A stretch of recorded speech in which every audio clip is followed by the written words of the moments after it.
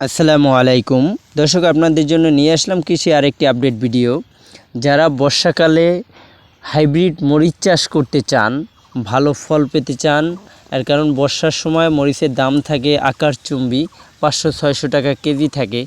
তাই যারাই করতে চান তাদের জন্য এই ভিডিওটি। আপনারা লক্ষ্য করে দেখেন যে কিভাবে প্রজেক্টটা করা হয়েছে।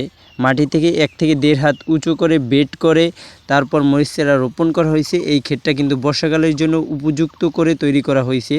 আর এই হাইব্রিড এই মরিচ চারাগুলো প্রায় 1.5 থেকে 2 বছর থাকে। আপনার পরিচর্যা যদি সুন্দর করে রাখতে পারেন তাহলে ইনশাল্লাহ 1-1.5 বছরে কিছু হবে না, আপনি যদি সুন্দরভাবে পরিচর্যা নিতে পারেন। এই গাছগুলো প্রায় 2.5 হাত ফাঁক লাগানো হয়েছে, 2.5 হাত পর একটা গাছ রোপণ করা হয়েছে। এবং গাছে কি পরিমাণ ফল আসছে ভিডিওতে যাই দেখা যাচ্ছে, আসলে দেখতে পারতেছেন যে কি পরিমাণ ফল আসছে।